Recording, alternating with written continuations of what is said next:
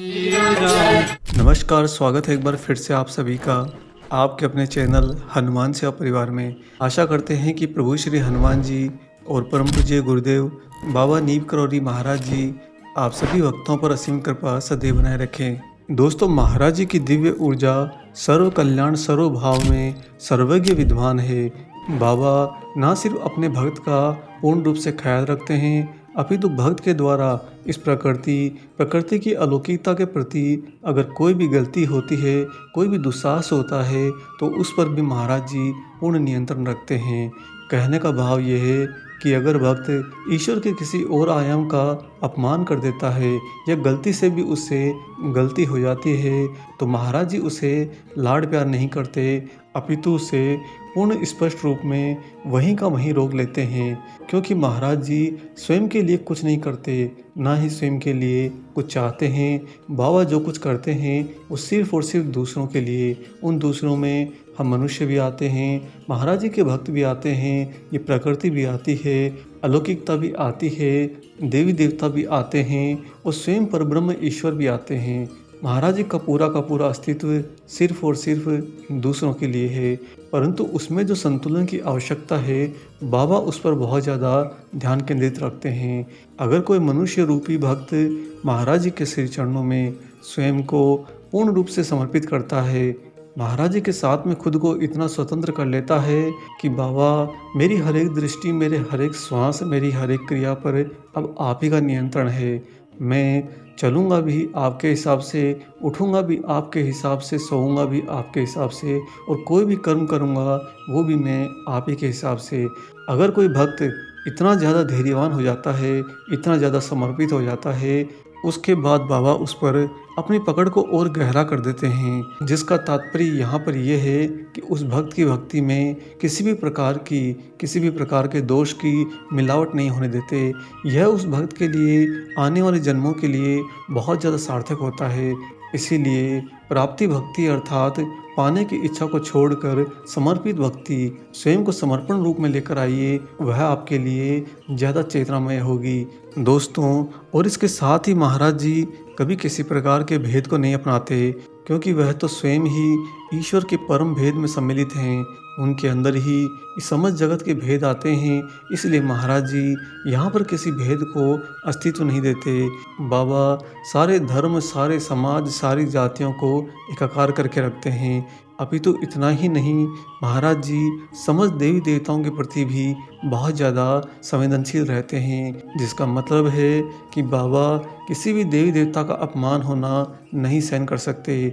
जी हाँ दोस्तों, ये बात पूर्णतः सत्य है।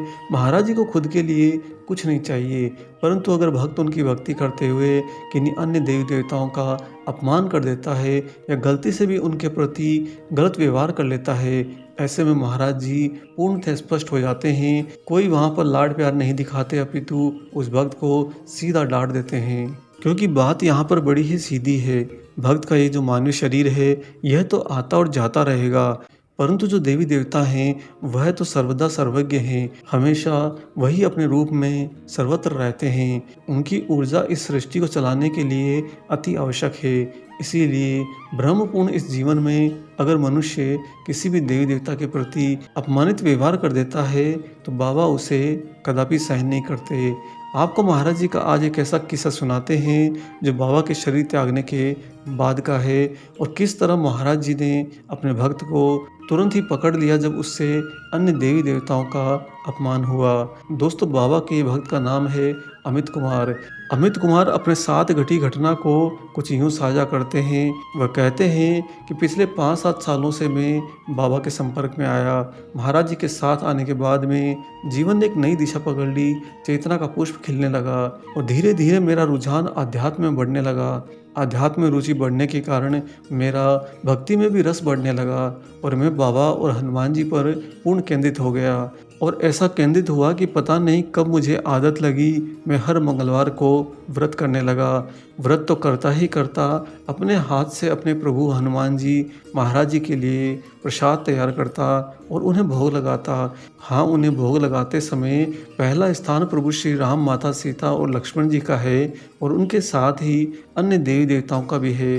लेकिन समर्पण तो मेरा महाराज जी हनुमान जी के लिए है। आगे अमित कुमार कहते हैं कि मेरा पूरा परिवार ये भली-भांति जानता था कि मैं बाबा के लिए समर्पित हूँ, हनुमान जी की भक्ति में हूँ और मेरे परिवार ने मुझे पूरा सहयोग किया, कभी कोई रोक-टोक नहीं करी। जैसे चाहूँ, जितना चाहूँ उतना भक्ति कर सकता हूँ। सदैव मेरे परिवार ने मुझे सहायता करी।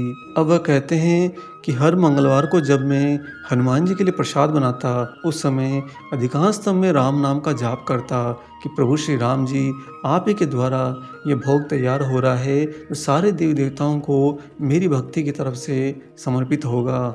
और हनुमान जी तो प्रभु श्री राम के राम नाम रस में डूबे हुए उस प्रसाद को बड़े ही चाव से ग्रहण करेंगे। इसी भाव से अमित कुमार हर बार जब भी प्रसाद अपने हाथ से बनाते, उस समय सिर्फ राम नाम का जाप करते और कहते हैं कि हमेशा मैंने पूर्ण एहतियात बरती और हमेशा पूरी सावधानी के साथ में प्रसाद बनाकर प्रभु को समर्पित किया।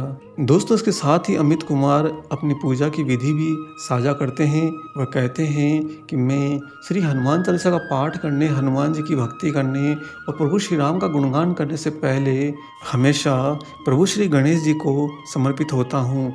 गणेश जी को सबसे पहले भोग लगाता हूँ और उनके बाद में अन्य देवी माताओं को भोग लगाता हूँ। देवी माताओं के बाद में लक्ष्मी नारायण को आह्वान करता हूँ, शिव पार्वती को आह्वान करता हूँ, राधा कृष्ण को आह्वान करता हूँ और सारे समस्त देवताओं को भी आह्वान करता हूँ। उसके बाद में मैं समस्त पितृगणों को और प्रकृति के सारे जीवित प्राणियों को भोग ग्रहण करने के लिए आह्वान करता हूँ। तत्पश्चात में प्रभु श्री राम, माता सीता जानकी के आशीर्वाद से बाबा हनुमान और बाबा नीम करौरी महाराज जी को भोग अर्पित करता हूँ। दोस्तों, बड़ी ही सुंदर और सरल विधि उन्होंने भक्ति की यहाँ पर अपना रखी है। इसके द्वारा वह अपने मानवीय जीवन के सारे कर्तव्य को पूर्णतः पालन कर रहे हैं। और आगे वह कहते हैं कि एक बार की घटना है, मैंने प्रसाद पूरे मन से बनाया, पूरे समय में राम नाम में खोया रहा। प्रसाद पूरा तैयार होने के बाद में मैं प्रभु श्री गणेश जी को भोग लगाने के लिए आगे बढ़ा। मैंने दीप जलाया, पुष्प चढ़ाए और अति प्यारे गजानन महाराज गणेश जी को भोग अर्पित करने जा ही रहा था कि मेरे घर के मंदिर में रखे महाराज जी के छोटे से चित्र में से बड़ी ही तेज डांटने वाली आवाज़ आई कि प्रसाद को मीठा क्यों नहीं किया। महाराज की वाणी इतनी स्पष्ट और तेज थी कि मेरे दोनों के दोनों कान बज उठे। मैं पूरी तरह से सहम गया, मेरे पूरे शरीर पर रोंगटे खड़े हो गए, क्योंकि मैंने अभी महाराज जी की स्पष्ट वाणी सुनी थी। बाबा के उस आदेश को स्मरण करते हुए मैंने अपने भोग बनाने की विधि को फिर से स्मरण में लिया, तो पाया कि आज मैं भोग प्रसाद को मीठा करना भूल गया। हुआ तो अमित कुमार से यह अनजाने में ही था, क्योंकि वह प्रभु श्री राम के राम नाम में खोए हुए थे। लेकिन अगर ये भोग सिर्फ महाराज जी के लिए होता तो बाबा तो भक्त के भाव में रूखा सूखा भी ग्रहण कर लेते हैं। परंतु यहाँ पर जैसा अमित कुमार ने बताया कि उनकी पूजा विधि के अंदर वह सबसे पहले गणपति महाराज को भोग अर्पित करते हैं और महाराज जी ऐसे में ये कदापि बर्दाश्त नहीं करेंगे कि आपके द्वारा गलत तरीके से तैयार किया गया कोई भी भोग प्रसाद देवी देवताओं को अर्पित किया जाए। बाबा उनका अलौकिक स्तर पर बहुत सम्मान रखते हैं। इसीलिए उस दिन महाराज जी ने एक छोटे से चित्र में से अपने भक्त अमित कुमार को बुरी तरह से डांट दिया। आगे अमित कुमार कहते हैं कि उस समय मेरे माता पिता वही नज़दीक के कक्ष में बैठे थे। मैंने उनसे पूछा कि आप लोगों को कोई आवाज़ सुनाई दी? उन्होंने कहा कि नहीं, घर में तो पूर्णतः शांति है, तुम अपनी पूजा आराम से कर लो। दोस्तों, अमित कुमार कहते हैं कि बाबा की वह डांट इतनी तेज थी कि जिस कक्ष में मैं मंदिर में पूजा कर रहा था वह पूरा का पूरा कक्ष गूंज उठा, परंतु यह आवाज़ सिर्फ मुझे ही सुनाई दी और किसी को नहीं। और ऐसा भी नहीं है कि मैं ध्यान लगाकर किसी भ्रम में चला गया था। बिल्कुल जागती आंखों से और खुली चेतना के साथ में मैं अपनी नियमित पूजा विधि को संपन्न कर रहा था। ऐसे में आज मेरा प्रसाद मैं मीठा नहीं कर पाया तो महाराज जी ने उसे किसी भी देवी देवताओं को अर्पित करने से मुझे तुरंत रोक दिया। मैंने आगे बढ़कर बाबा से क्षमा मांगी और प्रसाद में फिर मीठा मिलाकर पूरी पूजा विधि को संपन्न किया। दोस्तों, यहाँ पर आपने देखा कि महाराज जी भक्त की किसी भी गलती, तो चाहे उससे अनजाने में क्यों ना हो, लेकिन वह गलती किन्हीं अन्य देवी देवताओं के प्रति अगर हो जाए तो बाबा इसे बर्दाश्त नहीं करते, अपने भक्त को वहीं पर तुरंत पकड़ लेते हैं। क्योंकि अगर बात महाराज जी तक की जाए तो अगर आपके पास में प्रसाद तो छोड़िए, रूखी सूखी रोटी के 2 टुकड़े भी होंगे तो महाराज जी उसे भी बड़े चाव से ग्रहण कर लेंगे। लेकिन इस सृष्टि के अलौकिक आधार को अपमानित होते नहीं देख सकते, इसीलिए महाराज जी कड़क शब्दों में अपने भक्त को डांट देते हैं जब उससे कोई गलती होती है। और भक्त का भी परम कर्तव्य है कि वह अपने गुरु का आदेश का पूर्णतः पालन करे। आप लोग भी महाराज जी से सदैव ये प्रार्थना किया कीजिए कि बाबा, जहाँ भी मुझसे गलती होती है मेरा पक्ष ना लीजिए, बल्कि मुझे स्पष्ट रूप में डांट दीजिए और मुझे बता दीजिए कि ये गलती है और मैं उस गलती को ठीक कर लूँ। क्योंकि मैं नहीं चाहता कि मेरी गलती पर पर्दा डाला जाए और आपकी कृपा के कारण उस गलती को ठीक करने से मैं खुद को तो बचा लूँ, लेकिन मेरे द्वारा किन्हीं अन्य ऊर्जाओं का अपमान ना हो जाए। अगर आप सभी लोग महाराज जी से ये प्रार्थना रखेंगे तो दोस्तों पूर्ण विश्वास रखिए कि बाबा फिर आपको छोड़ेंगे नहीं। महाराज जी भी जीत के पक्के हैं। अगर आपने अपने आप को पूर्ण रूप से समर्पित किया तो महाराज जी आपके रोम रोम को पकड़ लेंगे, आपके रोम रोम में स्वयं ही आकर अपना स्थान धारण कर लेंगे, स्वयं महाराज जी बस जाएंगे। इससे बड़ा सौभाग्य आपको कभी प्राप्त नहीं होगा। आशा करते हैं कि महाराज जी का ये भक्ति में प्रसंग भरा विशेषांक आपको ज़रूर पसंद आया हो। वीडियो अगर अच्छा लगा है तो जाने से पहले इसे लाइक कर दीजिए और अगर आप चैनल पर नए हैं तो चैनल को भी सब्सक्राइब कर लीजिए।